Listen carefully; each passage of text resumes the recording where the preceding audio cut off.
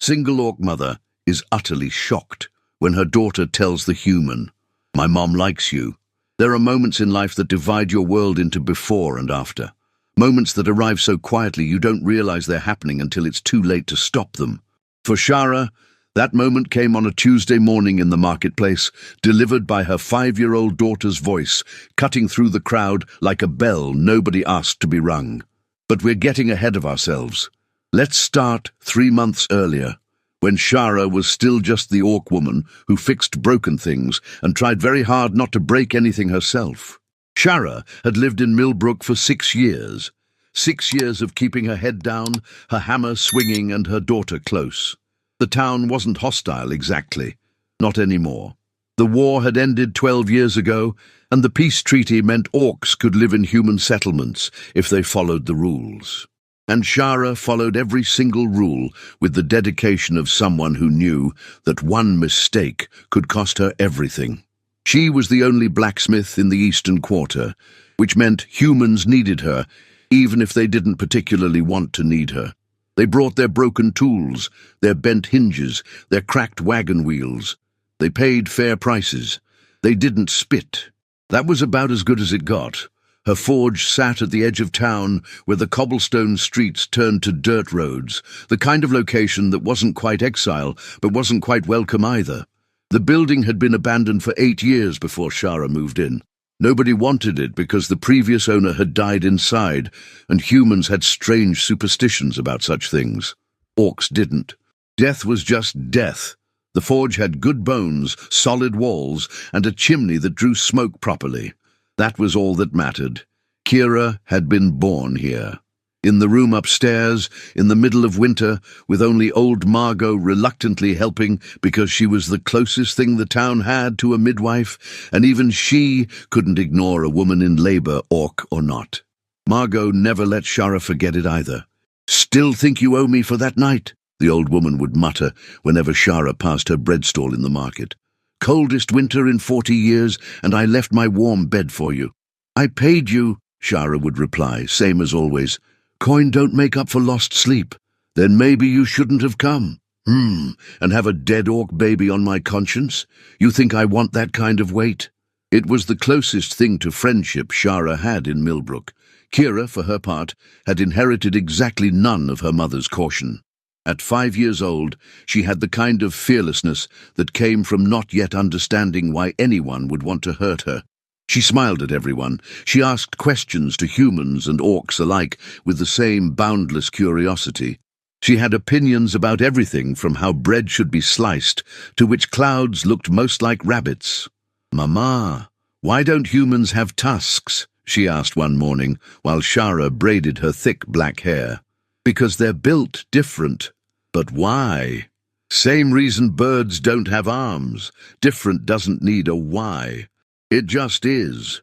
But if they don't have tusks, how do they eat tough meat? They cut it smaller." Kira considered this with the gravity of a scholar contemplating the universe. That seems like a lot of extra work. Probably why they invented knives. We invented knives too. We invented knives to fight. They invented knives to eat, different purposes. Oh. Kira nodded sagely, as if this explained every mystery of the world. This was their routine. Shara would work the forge from dawn until dusk, and Kira would play in the courtyard, building elaborate cities out of scrap metal and talking to herself in voices that represented entire populations. On market days, Kira would come along, holding tight to Shara's hand, her green eyes wide as coins as she absorbed every sight and sound. It was on one of these market days that Colin appeared. Shara noticed him the way you notice a chair that's been moved 3 inches to the left. You can't quite say what's different, but something is. He'd set up a stall near the fountain, which was prime location, and meant he'd either paid well or knew someone important. His cart was painted deep blue with gold lettering that read, "Colin's Travelling Goods, Spices, Silks, and Stories from Distant Shores." The stories part was unusual. Most merchants didn't advertise that. He was tall for a human, though still shorter than Shara. Brown hair that curled slightly at the ends, the kind of curl that suggested it had opinions about staying flat. a beard trimmed neat, which marked him as someone who cared about appearances but wasn't vain about it. He wore a green vest over a cream shirt, both well-made but not fancy, the clothes of someone who had money but didn't need you to know about it. What struck Shara most was how he looked at people, not through them, not past them, but at them. Direct eye contact, genuine smile, the kind of attention that made you feel like you were the only person in the market, even though there were 40 others waiting. She watched him for 3 Tuesdays before he noticed her watching. On the 4th Tuesday, Kira noticed him first. "Mama, that man has purple fabric," Kira announced, tugging Shara's hand. "I've never seen purple fabric before. That's because purple costs more than our forge. Can we look? We're here for nails and bread, not purple fabric. But looking is free." This was a trap. Shara knew it was a trap. But Kira had a way of making traps seem reasonable, and before Shara could construct a proper argument, they were standing in front of Colin's stall. Up close, the fabrics were even more impressive. Silks that seemed to shift color depending on how the light hit them. Spices in small jars that smelled like places Shara had never been, and probably never would be. Carved wooden boxes with tiny drawers that clicked shut with satisfying precision. "Good morning," Colin said, and his voice matched his eyes, warm, genuine, the kind of tone that didn't perform friendliness but simply was friendly. Then he looked down. "And who's this?" "I'm Kira," Kira announced before Shara could stop her. "I'm 5, and I live in the forge, and I like purple." "Kira," Shara said quietly, "we should—" "5 is an excellent age," Colin interrupted, still smiling at Kira. "Old enough to have opinions, young enough to change them. And purple is a very sophisticated choice." He pulled out a small square of purple silk, barely bigger than his palm. "This one's from the Eastern Kingdoms. They use a special snail to make the dye. Takes about 10,000 snails to make enough for one dress." Kira's eyes went wide. 10,000? Give or take. That's so many snails. It really is. Makes you appreciate purple more, doesn't it, knowing how many snails died for it? Did they die on purpose? I don't think snails have strong feelings about purpose, but they definitely died. Kira giggled, the kind of delighted giggle that meant she'd just decided this human was fun. Shara's stomach tightened. "We should go," Shara said, firmer this time. Colin looked up then, really looked. Met her eyes with that same direct attention he gave everyone else, and Shara braced herself for the moment when his expression would change.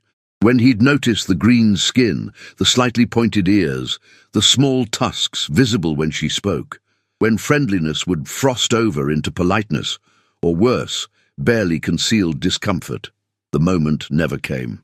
"I'm Colin," he said, extending a hand. "Just set up shop last month. Still learning who's who around here." Shara stared at the hand. Humans didn't usually offer to shake hands with orcs. Physical contact was complicated, politically acceptable but socially suspect. She took it.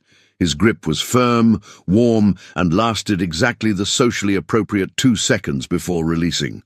"Shara," she said, "I run the forge in the East Quarter." "The blacksmith. I've heard about you." "Simon, my apprentice, says you're the only one in town who can properly balance an axe head." Simon's the boy with the collection. Rocks, acorns, interesting buttons, bits of string he finds significant. Yes, that's Simon. He brought me a broken knife 3 weeks ago, asked if I could fix it and also if I thought rocks had feelings. Colin laughed, a genuine belly laugh that made Kira laugh too. "What did you tell him?" "That I could fix the knife. The rocks would have to speak for themselves." "Diplomatic. I appreciate that in a blacksmith." There was a pause. Not an awkward one, just a pause. The kind where both people are deciding if this conversation ends here or continues. Kira decided for them. "Can I touch the purple?" she asked. "Kira," Shara started. "Of course," Colin said, holding out the silk square. "Careful, though. It's delicate." Kira touched it with the reverence usually reserved for baby birds and sleeping cats. Her small green fingers traced the edge of the fabric, and her face split into the widest smile Shara had seen in weeks. "It's soft like clouds," Kira whispered.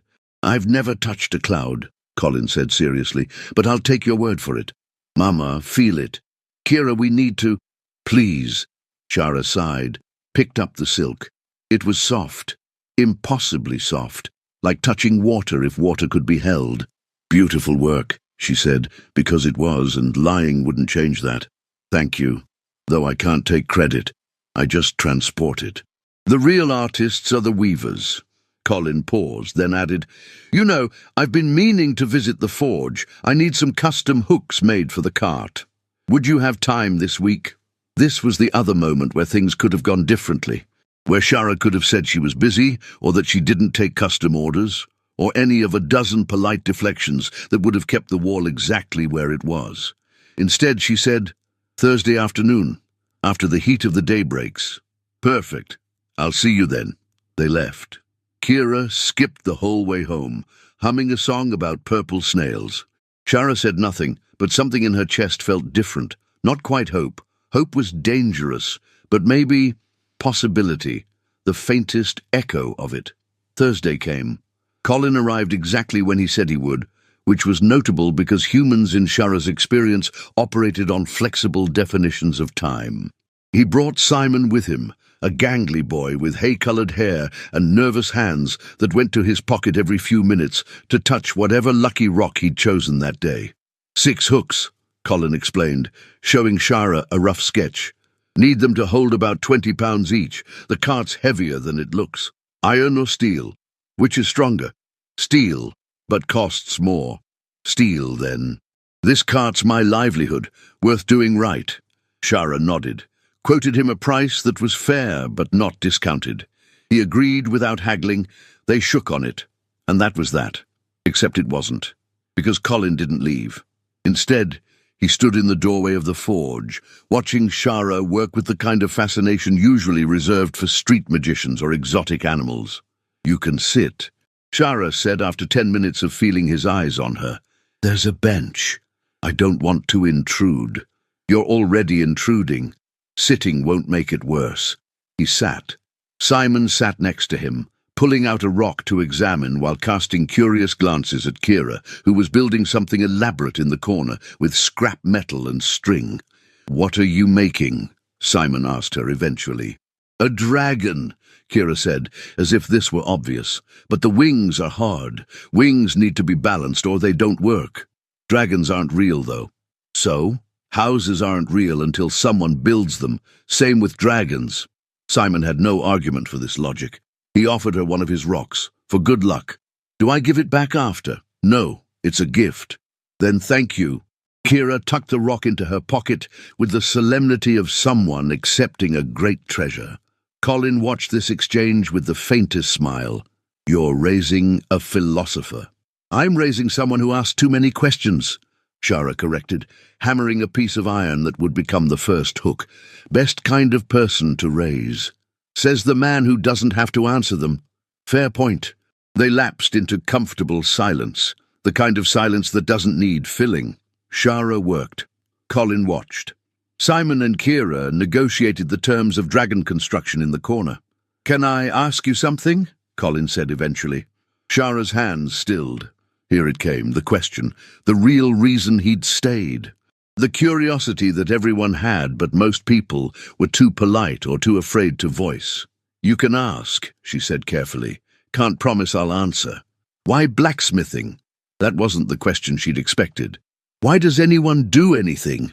"I'm good at it, it pays. But how'd you learn? Blacksmithing isn't exactly something you pick up casually." Shara considered not answering.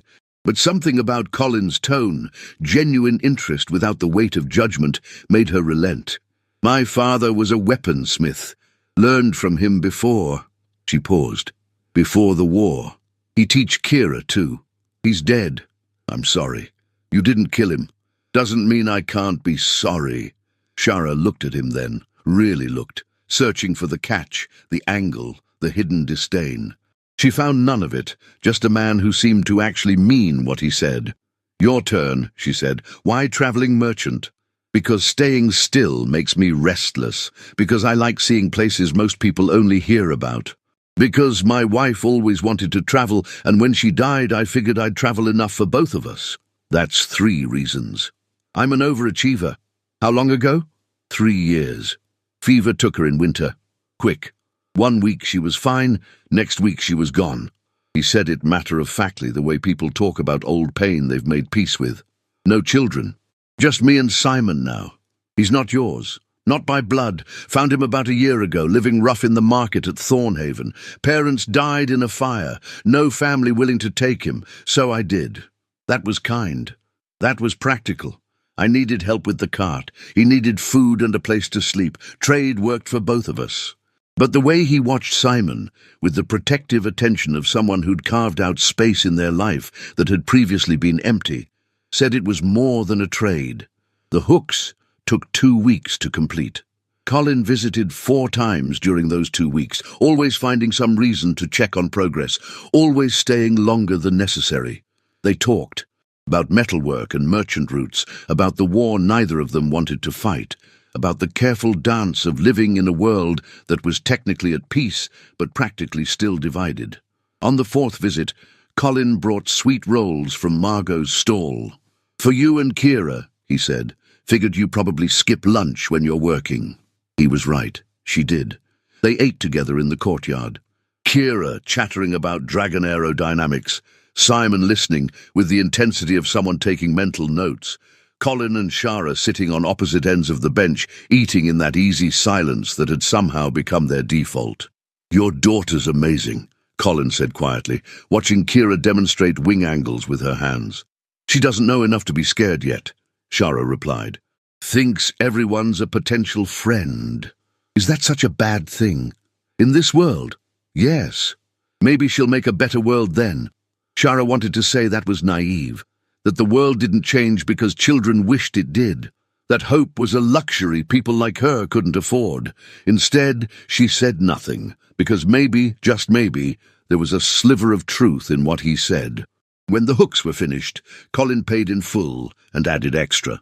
"What's this for?" Shara asked, looking at the extra coins. "Quality work deserves quality pay. I quoted you fair, and I'm paying you better than fair.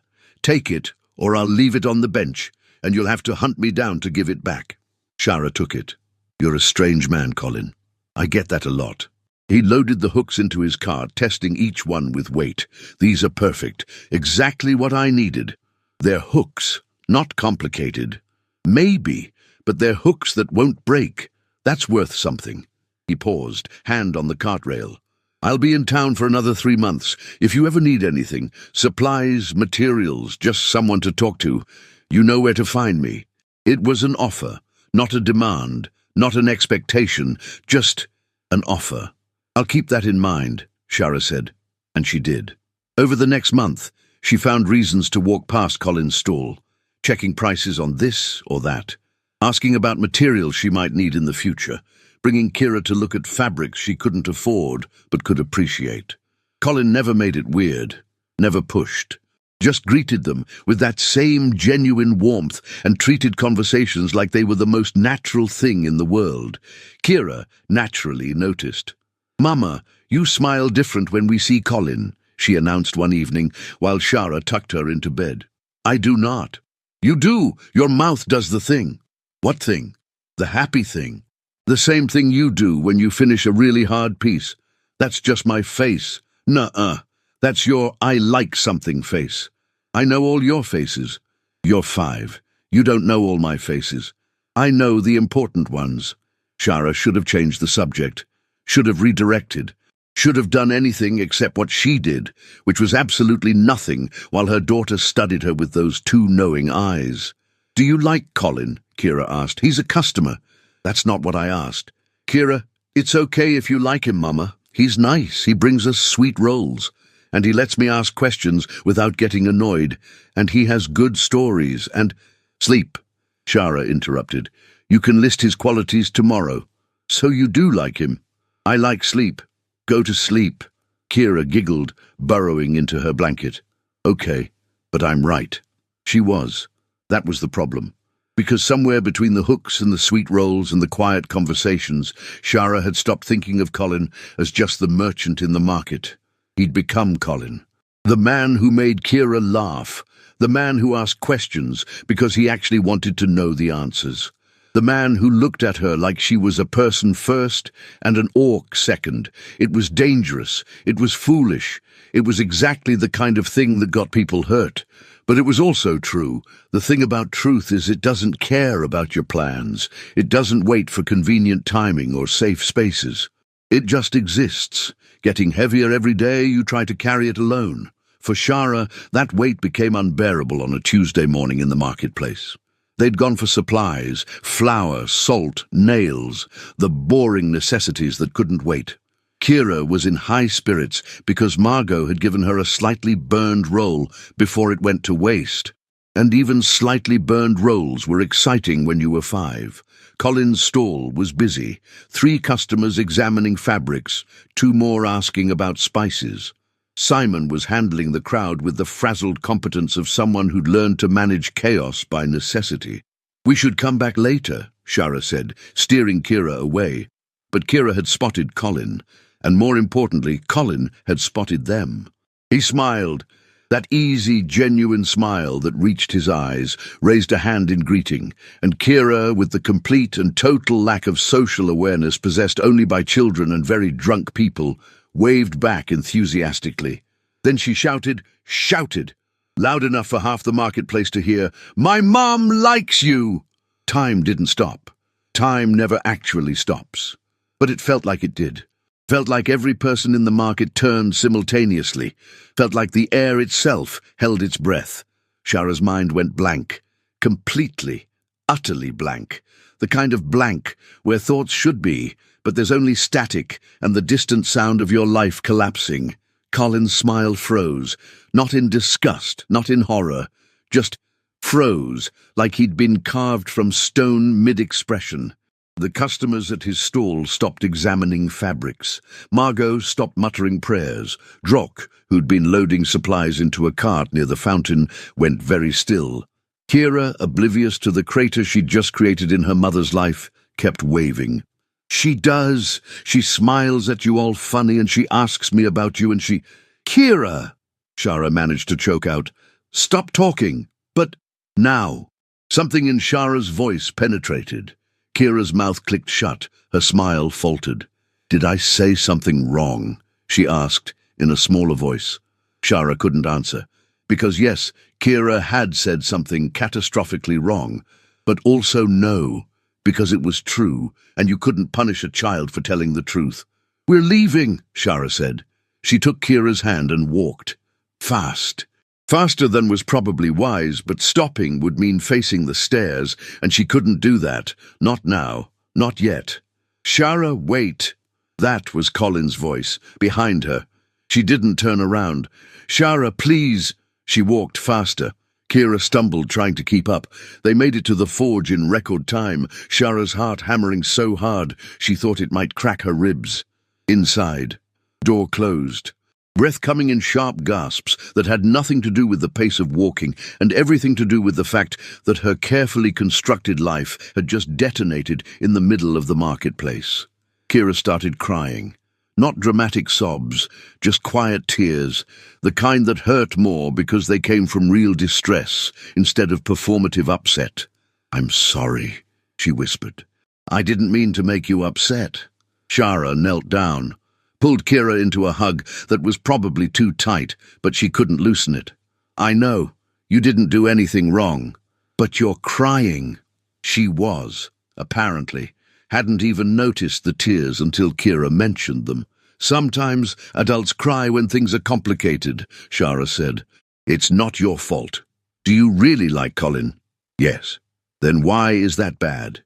How do you explain to a 5-year-old that the world has rules written and unwritten? That people can be polite on the surface while harboring sharp edges underneath? That humans and orcs could live in the same town, but not in the same lives? That loving someone from the other side was technically legal but practically suicide? You don't, because they're 5, and they shouldn't have to know that yet." "It's not bad," Shara said carefully. "It's just complicated." "Complicated how?" "Complicated like trying to mix oil and water. They don't naturally go together. But you can mix them if you stir hard enough. I've seen Margot do it when she makes bread. That's different. Why? Because bread doesn't have feelings about being mixed. Kira thought about this. Do you want to be mixed with Colin? Shara laughed. It came out half-sob. It doesn't matter what I want. Why not? Because wanting isn't enough. But oh, she did want. That was the knife twisting in her chest. She wanted it so much it hurt. Wanted those easy conversations and shared silences, wanted someone to eat sweet rolls with, wanted Kira to have someone who made her laugh, wanted to not be so desperately, achingly alone in a world that insisted she had to be. She wanted, and wanting was dangerous. There was a knock at the door. Shara's stomach dropped. Don't answer it, she whispered to Kira. Another knock, more insistent. Shara, I know you're in there. Colin's voice. Of course it was. Go upstairs, Shara told Kira, but now, please. Kira fled. Her footsteps echoed on the wooden stairs, then vanished into her room. Shara opened the door. Colin stood there, breathing hard, hair messed from running. His cart was nowhere in sight. He'd left it in the market to chase after her. Left his livelihood unattended. For this. For her. I'm sorry, he said immediately. I know that probably made things difficult and You should go. Shara, please just go. This was a mistake. What was a mistake? Her telling the truth? Yes. No. This whole thing. All of it. We can't. She gestured helplessly between them. This doesn't work. Why not? You know why not. Spell it out for me.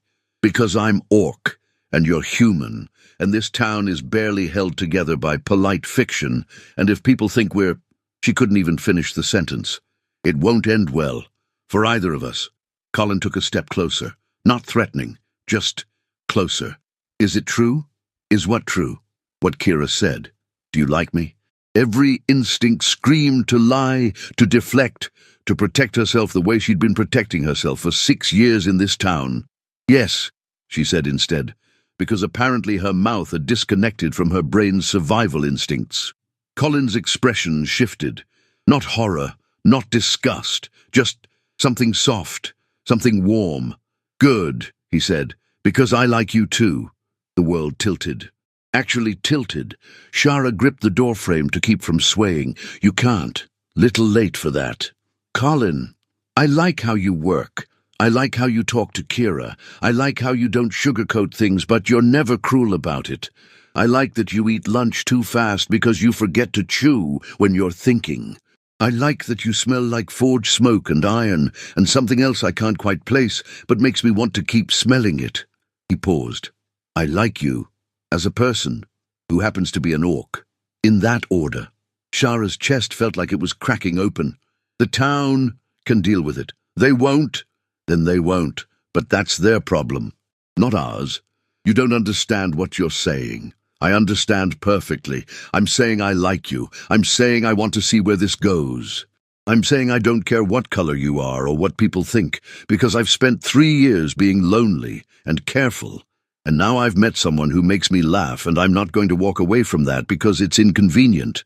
It's more than inconvenient.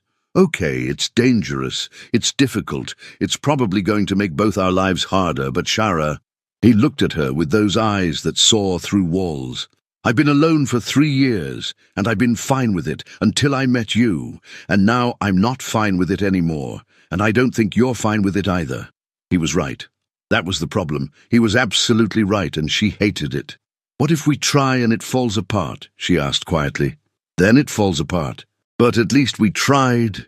What if it gets Kira hurt? What if it gives Kira a chance to see love that crosses boundaries? What if we show her the world can be bigger than the boxes people try to stuff it into? Shara wanted to argue, wanted to list all the reasons this was a terrible idea, wanted to protect herself and Kira from the inevitable pain.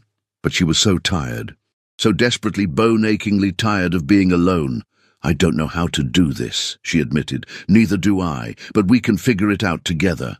People are going to talk. Let them. They're going to stare. I'll stare back. Colin, Shara, I'm not asking you to marry me tomorrow. I'm asking if I can come by for dinner sometime. Maybe bring Simon. See what happens, that's all. It should have been a small thing, just dinner, but it felt enormous. Like standing on the edge of a cliff, deciding whether to jump. Thursday. she said before she could stop herself. After the forge closes. Colin smiled. That real, genuine smile that had started this whole mess. Thursday, he left. Shara closed the door, leaned against it, tried to process what had just happened. Upstairs, she heard Kira's footsteps. "Mama!" Small voice through the floorboards. "Did I ruin everything?" "No," Shara called back. "You might have actually fixed something." She wasn't sure she believed it, but maybe belief came later. Maybe right now she just had to take the first step. Thursday arrived with the inevitability of tide and tax collectors. Shara cleaned the forge 3 times. Changed her tunic twice, braided her hair, unbraided it, braided it again differently. Kira watched with barely contained glee. "You're nervous." "I'm not nervous." "Your ears twitch when you're nervous." "They do not." "They do, and they're twitching right now." Shara forced them to stay still. Ears were not supposed to be that expressive. Evolutionary oversight. Colin arrived exactly on time. He brought bread, cheese, and a jar of honey that looked expensive. Simon trailed behind him, carrying a basket that clinked promisingly. "What's in there?" Kira demanded immediately. "Patience," Simon said wisely, with the air of someone who'd recently learned patience and wanted everyone to know. "Patience is boring." "Then prepare to be bored. Just for a minute, though." They ate at the table Shara had built when she'd first moved in. Sturdy, practical, scarred from years of living. Colin and Simon sat on one side, Shara and Kira on the other. Like negotiating teams at a peace treaty. Except the treaty was dinner, and the terms were whether anyone could remember how to make conversation that didn't revolve around the elephant in the room, shaped like cross-species romance. "This bread is really good," Colin said eventually.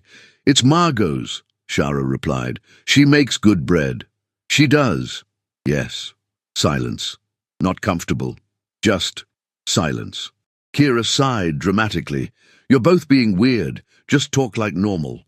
"We are talking normal," Shara protested. "No, you're not. You're talking like when Drock tries to talk to the tax collector, all stiff and careful." She turned to Simon. "Do you have any rocks with you?" Simon brightened immediately. 3. Want to see?" "Obviously." They retreated to the corner. Blessed, nonsense-free zone of children who hadn't yet learned that dinner parties required social navigation. Colin laughed quietly. "She's got a point. I'm being weird." "We're both being weird." "Should we stop?" "Probably. Don't know how, though." "Start with something easy. Tell me about the forge. When did you know you wanted to be a blacksmith?" And just like that, the conversation found its footing.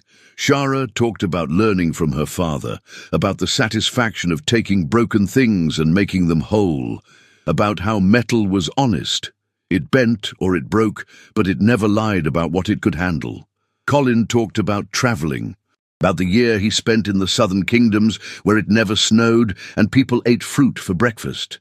About finding Simon and realizing loneliness wasn't noble, it was just lonely. They talked until the candles burned low, until Kira and Simon had built an elaborate obstacle course for Simon's rocks to navigate, until the awkwardness dissolved into something that felt dangerously close to easy.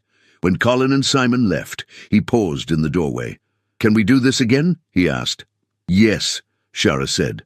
Not carefully, not cautiously. Just yes. They did it again, and again. Thursday dinners became routine. Colin would bring food. Shara would cook it into something resembling an actual meal.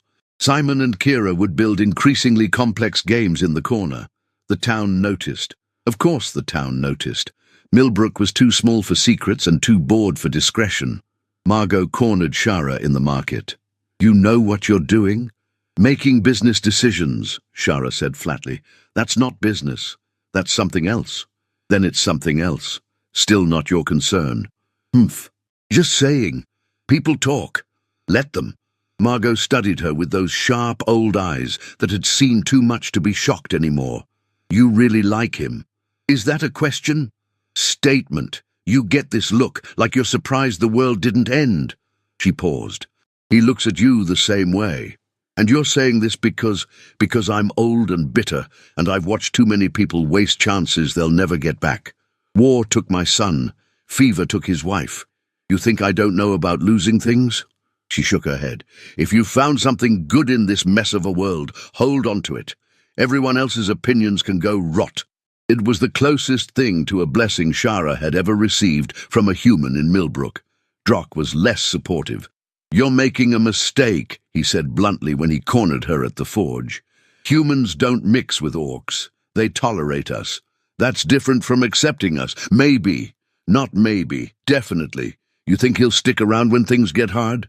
When his human friends start asking questions, when your daughter gets called names in the street because her mother chose a human. Kira already gets called names. This will make it worse, or it'll make it better. Give her a different future to believe in. You're being naive. I'm being hopeful. That's different. Drock grunted. Hope's a luxury. We can't afford luxuries. Then maybe we've been poor too long. He left without another word, but the weight of his concerns stayed. The weight of everyone's concerns stayed. Comments in the market. Stares that lasted too long. Conversations that stopped when Shara walked past. The polite fiction of tolerance fraying at the edges. Shara felt it all. Carried it like stones in her pockets, getting heavier each week. But then Colin would show up on Thursday, and Simon would show Kira his newest rock. And they'd eat together at the scarred table. And for a few hours, the weight lifted. 2 months in, Colin brought something different. Not food, a small wrapped bundle tied with string. "What's this?" Shara asked. "Open it." She did. Inside was fabric, blue fabric. Not just any blue, the exact shade of clear sky at midday. Silk, soft as clouds. Or so Kira had said the first time she'd touched it. "Colin, I remembered. You said you liked it, but it cost too much. So I saved some from my next shipment. I can't accept this." "Why not? It's too much. It's fabric that I paid for with money I earned, which I'm now giving to you because I want to." "Colin, there's more." He pulled out something else, small, metal. Shara's breath caught. It was a brooch, tiny, delicate, shaped like 2 hands clasped together, one larger, one smaller. "You made this," Colin said. "About a month ago, I saw it on your work table and asked if I could buy it. You said it wasn't for sale. So I waited until you weren't looking and borrowed it. Had the jeweler in the next town add a catch to the back so it could hold fabric." He demonstrated, pinning the blue silk to the brooch. The effect was stunning. Rough metal and delicate fabric, joined together in something that was more beautiful than either part alone. "I wanted to give you something that showed—" He paused. "That showed what this could be. Different things working together, making something new." Shara couldn't speak. Her throat had closed completely. "Mama," Kira's voice, uncertain. "Are you okay?" Shara tried, couldn't, just held the brooch and the fabric and tried not to fall apart. Colin looked worried. "I'm sorry, I didn't mean to upset—" "I'm not upset. You're crying. That's different. How is crying not—" "I'm crying because this is the kindest thing anyone's ever given me, and I don't know what to do with kindness." The words came out in a rush. "I've spent 6 years here being tolerated, being the orc who fixes things, being good enough to take coin from but not good enough to eat with. And you show up and you act like I'm just a person, like being orc is just one thing about me instead of the only thing. And I don't know how to—" She stopped, breathed. "I don't know how to accept that someone could actually see me and not just what I am." Colin reached across the table, took her hand, the rough, calloused hand that smelled of forge smoke and iron, held it like it was something precious. "I see you," he said quietly. "Shara, blacksmith, mother, person who eats too fast and works too hard and laughs like she's surprised the sound came out. I see you, all of you, and what I see is someone I want to keep seeing. The town—" "Fuck the town," Kira gasped. "That's a bad word. Sorry, Kira, but sometimes bad words are the only ones that fit." He looked back at Shara. "I don't care what they think. I care what you think. Do you want this, whatever this is? Do you want to find out what it could be?" Did she want it? She wanted it so badly it terrified her. Wanted those Thursday dinners forever. Wanted someone to share the weight with. Wanted Kira to see that the world could be bigger than walls and prejudice. Wanted to believe that maybe, just maybe, hope wasn't a luxury they couldn't afford, but a necessity they'd been denying themselves. Yes, she said. I want this. Colin smiled, that real, genuine smile that had started everything. Then let's figure it out together. They did. Not easily, not smoothly, but together. The town's reaction escalated from whispers to confrontation. Someone threw a rock through the forge window with a note tied around it. Orc lover, scrawled in uneven letters. Margot found out who'd done it and banned them from buying bread for a month. Act like children, get treated like children, she'd muttered. Simon punched a boy who called Kira a half-breed mistake waiting to happen. Came home with a black eye and absolutely no regret. Colin grounded him for fighting, but also bought him a new rock for standing up for family. Drock stopped speaking to Shara entirely for 3 weeks, then showed up at the forge with a carefully carved wooden toy for Kira and muttered, "Fine, if you're going to be foolish properly. Teach the girl to defend herself." The world didn't change overnight. People still stared, still whispered, still made Shara and Colin's existence together a spectacle and a scandal. But slowly, so slowly it was barely noticeable, things shifted. Colin proposed 6 months after that first Thursday dinner. Not with fanfare, not with a public declaration. Just a quiet moment in the forge, watching Kira and Simon argue about the aerodynamics of dragon wings. "Marry me," he said. Shara looked at him. "You're insane." "Probably. Is that a no?" "It's a you understand what you're asking?" "I'm asking you to be my wife, to let me be Kira's father, to build a life that's probably going to be harder than if we'd chosen safer options, but I don't want safe. I want you. The town will deal with it or won't. Either way, I'm still asking." "Yes," Shara said. "Yes, let's be foolish properly." They married in the spring. Small ceremony. Margot attended, grumbling about wasting a perfectly good morning. Drock came, standing in the back with his arms crossed, but his eyes suspiciously wet. Simon stood as Colin's witness. Kira wore purple and held the rings. The town managed. Some people refused to acknowledge it. Some people came around. Most people just learned to live with the reality that Millbrook now had its first mixed marriage, and the world hadn't ended. Kira gained a father who taught her about spices and distant kingdoms. Simon gained a mother who taught him about metalwork and how to argue properly. Shara gained a partner who shared the weight instead of adding to it. Colin gained a family he'd stopped hoping was possible. A year later, Shara gave birth to a son, half orc, half human. A little boy with green skin and Colin's brown eyes. They named him Marcus. 2 years after that, a daughter. Human in appearance, but with the strength of her orc bloodline running through her veins. They named her Rose. The family portrait was impossible by most people's standards. 1 orc, 1 human, 2 full orc children, 1 half-orc child, 1 human child. A patchwork of bloodlines and choices and love that refused to stay in neat boxes. "We look ridiculous," Shara said, studying the painted portrait the travelling artist had made. "We look perfect," Colin corrected. "Same thing," Kira announced. She was 10 now. Still asking too many questions, still building impossible things, still believing the world could be bigger than the boxes people tried to stuff it into. Marcus toddled over, pointing at the painting. "Family." "That's right," Colin said, scooping him up. "Family." "But we're all different," Rose observed. She was 3 and analytical, took after Shara in the best ways. "Different isn't bad," Simon said. He was 17 now, almost ready to strike out on his own, already planning to carry this lesson into whatever life he built. "Different is just different. And different made us," Kira added, grinning at her mother. "Right, Mama." Shara looked around the forge that had become a home, at the children playing in the courtyard where she'd once worked alone, at the man who'd somehow looked past green skin and seen her, at the impossible family they'd built from stubbornness and hope and the willingness to try even when everyone said they'd fail. "Yeah," she said quietly, "different made us." Colin found her later that evening, standing in the doorway, watching the children play in the twilight. "You okay?" he asked. "Just thinking. About that first day in the market, when Kira announced to everyone that I liked you. She had no chill at 5, still doesn't at 10. No, but she was right. I did like you, I do like you. She leaned into him. I love you. I love you too. Still? Always. They stood there as the sun set over Millbrook, a town that had learned to hold space for love that didn't fit into easy categories.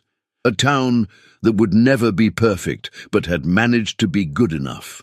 Inside the house, children argued about bedtime. Marcus claimed he wasn't tired despite yawning every 30 seconds. Rose insisted she needed to hear one more story. Kira was trying to explain quantum physics to Simon using kitchen implements. Normal chaos. Beautiful chaos. The chaos of a family that chose itself. We did it, Shara whispered. Did what? Made something impossible. Impossible's just another word for nobody tried hard enough yet. Shara smiled, held the brooch pinned to her tunic, the one Colin had given her years ago. 2 hands clasped together. Different metals, different origins, joined into something stronger than either part alone. In the end, Colin said quietly, the world didn't need perfect people. It needed broken people willing to fix each other. That's poetic. I have my moments. Rare moments. Accurate moments. They went inside, together, to the family they'd built from hope and stubbornness, and the revolutionary act of choosing love in a world that tried to say it was impossible. And if the town still whispered sometimes, let them. Whispers couldn't change what was true. Some families are born, some families are built, and some families are forged in fire, shaped by love, and tempered by the courage to believe that different doesn't mean impossible. This was one of those families, and they were perfect. If Shara and Colin's story reminded you that love is stronger than prejudice, that family is built by choice, and that the bravest warriors are those who choose hope in a world full of walls, then you're exactly where you belong. Welcome to Orcbound Tales, where every story proves that courage isn't about fighting battles, it's about building bridges. Hit that subscribe button and become part of a community that believes different doesn't mean impossible. Leave a like if this story touched something in you, and drop a comment telling me, what would you do if the world told you your love was impossible? Would you walk away, or would you fight for it? Your story matters. Your voice matters here. Subscribe to Orcbound Tales, because every week we're proving that the most powerful magic isn't spells or swords, it's the courage to love beyond boundaries. See you in the next tale, friend. We've got more impossible stories to make possible.